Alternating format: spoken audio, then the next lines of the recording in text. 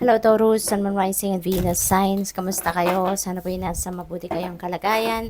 Welcome back po sa Star Tarot. Kung bago kayo rito, welcome din kayo. Thank you for your support. I truly appreciate it. God bless you all. Taurus, pauna mensahe po ninyo. Empress, napakaganda. This is really beautiful energy pagdating sa kaperahan, no? Trabaho, negosyo, finances, no, career. Kasi ano ito si Empress, very abundant and prosperous energy. Namumulaklak, no, yung damit, no, ni Empress. So, it's blossoming. Kung ano man siguro dito yung sinimulan ninyong venture, siguro it's going to blossom, it's going to progress, to prosper sa ngayon, yung ganon. And since meron din ditong baby, no, probably, ang iba din sa inyo rito is going to start something new, no? This is a creation energy, this is a new beginning energy. So, most likely, ang iba sa inyo magsisimula kayo ng bagong ganap sa buhay, bagong chapter sa buhay ninyo, na maaring pagkakaperahan, no? Maaring ito ay bagong trabaho, bagong career, bagong negosyo. So, pwede ganun, ano, na maghahatid sa inyo ng kaperahang aspeto. Kaperahan, no? Para makatulong na mabago ang inyong kaperahang aspeto. Pwede rin ang iba sa inyo dito talaga, maaring talagang kayo ay magbubuntis, or baka ang iba sa inyo buntis sa ngayon, or baka nalalapit na ang panganganak, no? Kasi this is also about fertility. Kaya good luck po sa inyo. We have the Magician. Ayan. So, this is another new beginning energy. Number 1, no? Magsisimula kayo ng bagong ganap talaga sa buhay ninyo rito. At ito yung pagsisimula ninyong pag-take action towards realization of your dreams. Ito yung pagsisimula ninyo ng bagong chapter sa buhay ninyo pagdating sa mga goals ninyo, you know, kasi maaring nakikita nyo na yung mga opportunities sa ngayon nandiyan na to support, 'di ba? Kung ano man yung goals ninyo, kung ano man yung mga gusto ninyong gawin, no, sa buhay ninyo na alam mo yon, in line with your destiny. So siguro ngayon na realize niyo na it's about time na, 'di ba? To make things happen, no? Kasi nga nakikita niyo naman na nandiyan na yung mga siguro kailanganin ninyo. Kaya magte-take advantage na kayo diyan. Queen of Pentacles, napakaganda, no? Napaka swerte ninyo pagdating sa pera sa ngayon. Kasi si Queen of Pentacles, very abundant and prosperous energy din ito So, maaring meron kayong mga financial blessings na dadating or financial opportunities na makukuha sa ngayon, ano? At ito ay talagang makakapagpabago ng inyong financial landscape, no? So, napakaswerte ninyo.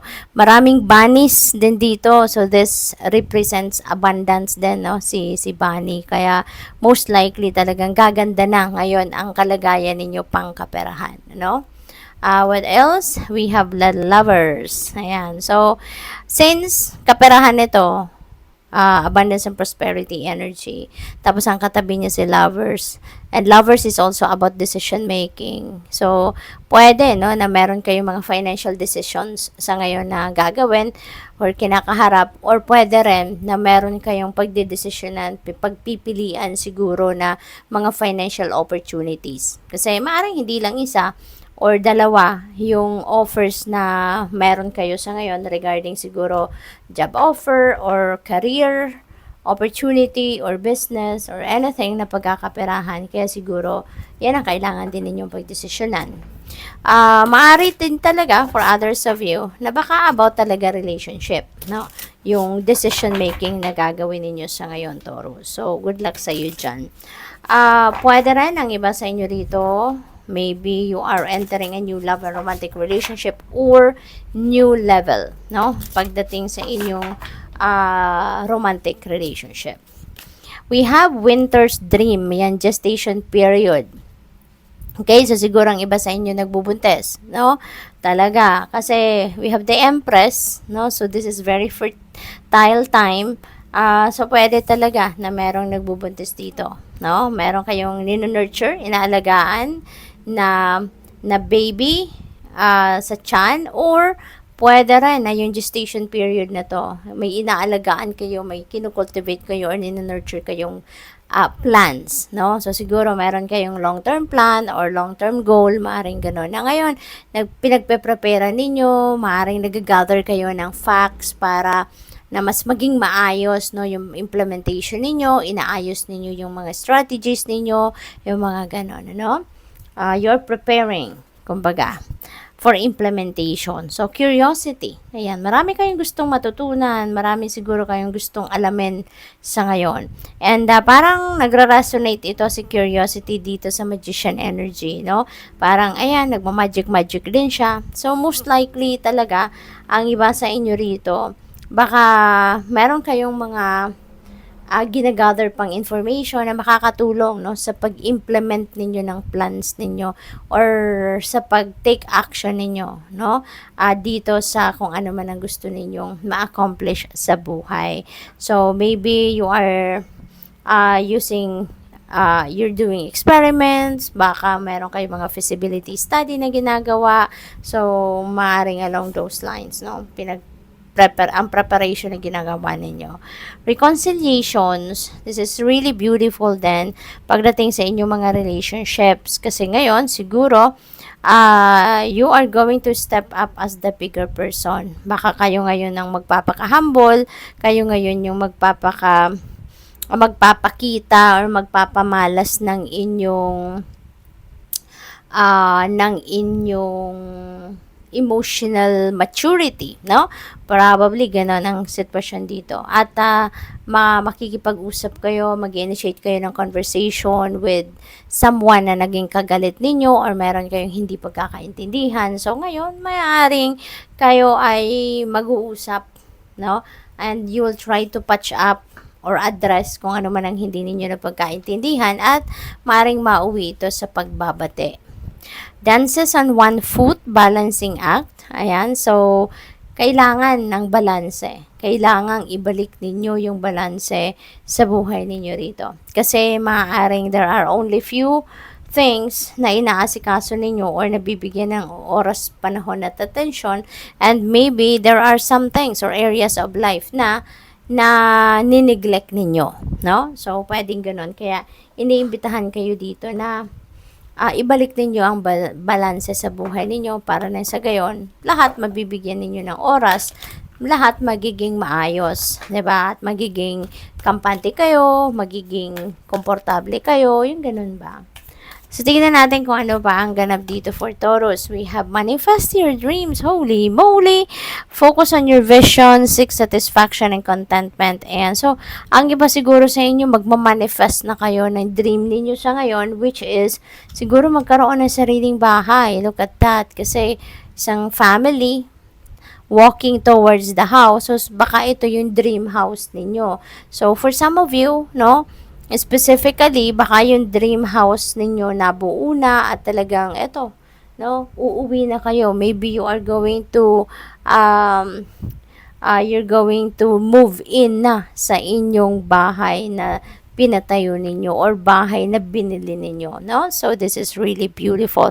And for others of you, no, na meron din naman na ibang dream, no, sa ngayon, other than bahay, no, siguro ang iba din sa inyo dito.